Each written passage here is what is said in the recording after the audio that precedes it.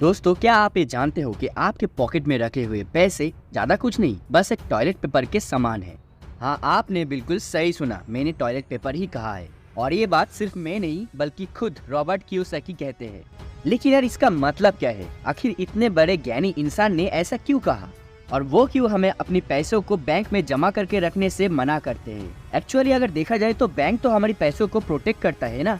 फिर क्यों उन्होंने ऐसा कहा? और फिर अगर पैसा या फिर नोट रियल मनी नहीं है तो रियल मनी आखिर है क्या? और इसके बारे में आखिर ऐसा सीक्रेट क्या है जो रिच लोग हमसे सालों से छुपाते आ रहे हैं? तो यार, आज की इस वीडियो पे हम इन्हीं सारे रहस्यमय सवालों के ऊपर से पर्दा हटाने वाले हैं। लेकिन मैं आपको ये बताना चाहता हूँ कि इस वीडियो में मैं कोई भी बात अपने मन से नहीं बताने वाला हूँ, बल्कि जो जो चीजें प्रॉपर साइंटिफिक रिसर्च और एविडेंस के साथ प्रूव किया गया है ना, वही सारी चीजें मैं बिना किसी फिल्टर के आपके सामने पेश करने वाला हूँ, जिसे अगर आप चाहो तो वीडियो खत्म हो जाने के बाद आप खुद से वेरीफाई भी कर सकते हो, जिसका लिंक एंड डिटेल्स मैं खुद से आपको डिस्क्रिप्शन बॉक्स में दे दूंगा। लेकिन अभी आपके लिए सबसे इम्पोर्टेंट जो बात है वो ये है कि आप मेरे साथ इस वीडियो में एंड तक जुड़े रहे।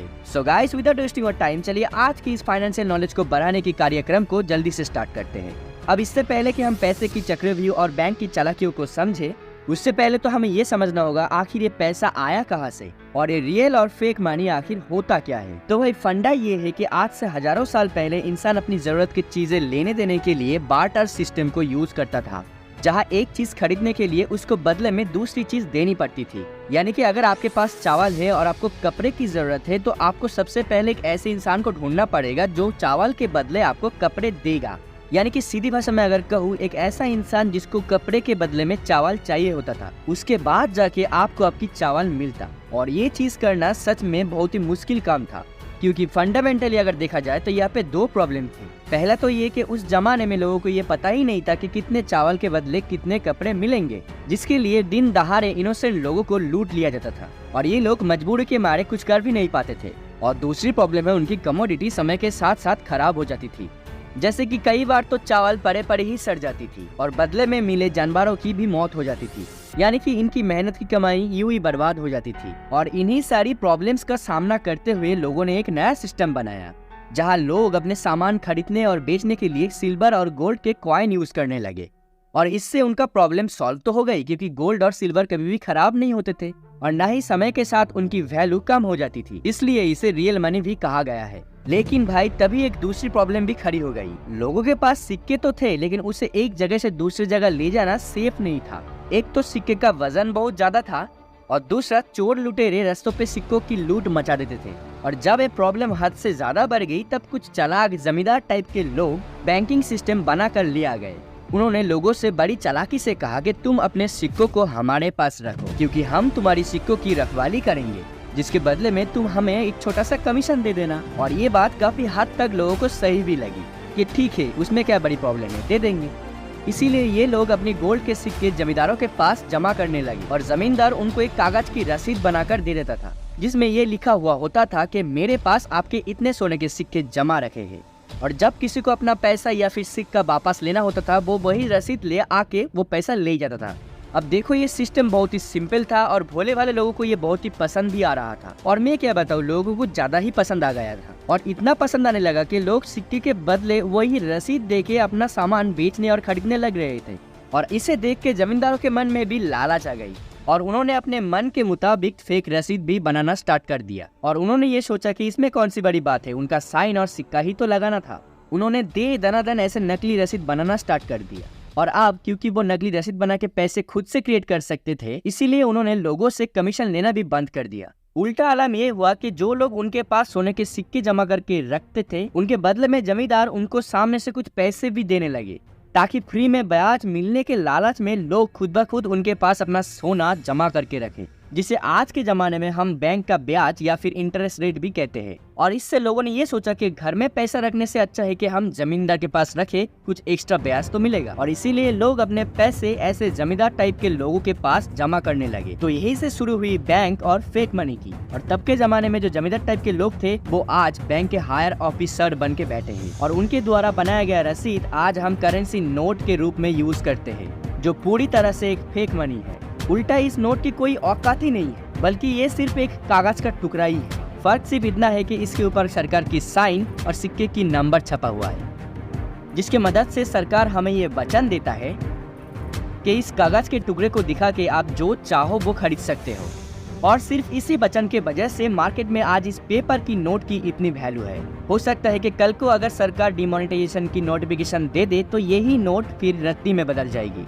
और हाल ही में आपने इस चीज को एक्सपीरियंस भी किया है। और भाई ये बात सरकार को भी पता है, इसीलिए वो अपने मन मुताबिक नोट को नहीं छाप सकते। मेरा मतलब जितनी मर्जी उतना नहीं छाप सकते। और ये बात खुद आरबीआई भी कहता है कि वो उतना ही पैसा छाप सकते जितना उनके पास सोना, चांदी और फॉरेन रिजर्व है। उससे ज्यादा वो पैसा छाप ही नहीं सकते। अब देखो, आरबीआई तो ये पैसा नहीं छाप सकता, लेकिन बैंक वालों 1000 का 10,000 करने का तरीका भी ढूंढ लिया है। जैसे कि अगर आप बैंक में 1000 रुपए डिपॉजिट करते हो, तब बैंक अपने नियम के मुताबिक 10% कैश रिजर्व रखेगी, बाकी के 900 रुपए लोन में दे देगी, जिससे बैंक 12% इंटरेस्ट रेट के हिसाब से 108 रुपए कमाएगी, जिससे वो हमें 4% के हिसाब से 40 रुपए की ब्याज रिटर्न कर देगी।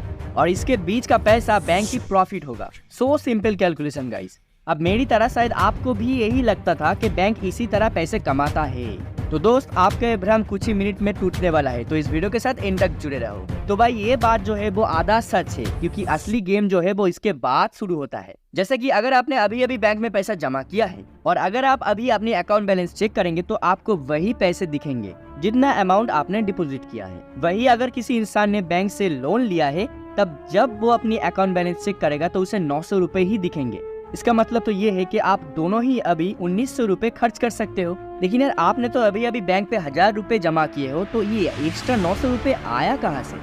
तो यही पर ही वो बात आता है कि बैंक ने अपनी सिस्टम का यूज करके फेक मनी जनरेट कर दिया, जो कि है 900 रुपए। असल में बैंक के पास ये पैसे है ही नहीं, उन्होंने अपनी सिस्टम को यूज करके हवा में ऐसे ही 900 रुपए जनरेट कर दिया है, और इसे ही कहा जाता है फेक मनी। और ये खेल सिर्फ यहीं पे नहीं रुकता, बल्कि जिस इंसान ने बैंक से लोन लिया था उसने भी तो कुछ ना कुछ खरीदने के लिए ही लोन लिया था ना। इसीलिए जब वो इंसान अपनी इस पैसे को खर्च करेगा, तब उनकी पैसा किसी और इंसान के बैंक के अकाउंट में चला जाएगा, जहाँ से बैंक भाई फिर से इसी गेम को दोहराएगा और फिर से वो 10% कैश अपने पास रख के बाकी के 900 रुपए लोन में दे देगा। और ऐसा ही स्कैम कर करके बैंक मार्केट में अंधाधुंध पैसा जनरेट करता ही रहता है, जिसके वजह से दिन ब दिन हमारी पैसे की परचेसिंग पावर कम होता जा रहा है और जो महंगाई है वो आसमान छूने लगी है। अब इससे बैंक को तो कोई फर्क नहीं पड़ता, क्योंकि बैंक तो हमारी पैसे को लोन में घुमाकर रातों रात अमीर होता जा रहा है, और उस बैंक में पैसा जमा करने वाला गरीब इंसान गरीब का गरीब ही रह जाता है, क्योंकि यार आम इंसान को इससे कोई बेनिफिट ही नहीं मिलता। और ये सारा खेल भाई इसीलिए जानबूझकर इतना मुश्किल रखा गया है, ताकि एक भोला भाला इंसान इस गंदे खेल को समझ ही ना पाए। और भाई, क्या आपको पता है कि ये बैंक वाले और एक चालाकी क्या करता है? वो इस चालाकी से भरा गंदे खेल को छुपाने के लिए हर साल उस इंसान को एक छोटा सा ब्याज देता है, जिसकी वजह से वो गरीब इंसान तो खुश हो जाता है कि हमने तो कुछ किए बगैर ही कुछ पैसे कमा लिया। और इसी चीज के वजह से वो जिंदगी भर बैंक की चालाकियों को कभी समझ ही नहीं पाता, क्योंकि ये चालाक बैंक वाले उसके मन में कभी ये सवाल उठने ही नहीं दिया। या फिर बैंक में जितने लोग भी काम कर रहे होते हैं, ज्यादातर उनको भी ये बात पता नहीं होता है कि बैंक का ये पूरा सिस्टम कैसे लोगों को उल्लू बनाता आ रहा है। लेकिन ये बात ऑलमोस्ट सभी रिच लोग या फिर पूंजीवादी लोगों को पता है, इसीलिए वो कभी भी अपने पैसों को बैंक में जमा करके नहीं रखते हैं। क्योंकि अगर बैंक में सेविंग्स या फिर फिक्स्ड अकाउंट में पैसे रखकर इतनी इजीली पैसे कमाया जा सकता, तो इतने बड़े बड़े पूंजीवादी लोग इतने रिस्क लेकर, इतने रिसर्च टीम लेके शेयर या फिर स्टॉक में क्यों पैसे लगाते? क्योंकि उनको ये बात बारीकी से पता है कि बैंक में पैसा रखने से बैंक उनको लोन में घुमा के पैसा कमा लेता है, लेकिन उसमें पैसा रखने वाला इंसान को कोई भी फायदा नहीं होता। इसीलिए भाई वो कभी भी इस मैट्रिक्स में फंसते ही नहीं। और यही बात रॉबर्ट कियोसाकी जी को 1973 में पता चल गई थी, जब वो भी हमारी तरह नौकरी किया करते थे। इसीलिए उन्होंने अपने पैसे को बैंक में जमा करके एफडी बनाने के बजाय बैंक को ही अपने लपेटे में ले आने की सोची, और उन्होंने बैंक से तुरंत होम लोन ले लिया और एक अच्छा सा घर भी खरीद लिया, और दूसरे ही दिन उस घर को रेंट पे भी दे दिया, और 5000 क्लियर मुनाफा उनकी जेब में जाने लगा। अब रेंट से उनको महीने का 15,000 रुपए आने लगे, जिसमें से 10,000 रुपए वो बैंक की ईएमआई भरता था। यानी कि जो होम लोन लोगों को गरीब बनाता था, वही होम लोन रॉबर्ट कियोसाकी जी को और भी अमीर बनाता जा रहा था। और होम लोन लेने की वजह से उनको सरकार को कोई भी टैक्स भी नहीं देना पड़ता था, तो वहाँ पर भी उनको फायदा हो गया। और इसी चीज को फॉलो कर करके रॉबर्ट कियोसाकी जी के पास आज लगभग 15,000 से भी ज्यादा घर है, और सारे के सारे घरों को उन्होंने रेंट पे दे रखी है, जिसके वजह से ना ही आज बल्कि उनके आने वाले 7 पुश्तों को कभी भी पैसों की प्रॉब्लम नहीं आएगी। इसीलिए आप अपने आसपास भी देखेंगे कि बड़े बड़े पूंजीवादी लोग कभी भी बैंक में पैसा जमा नहीं करते,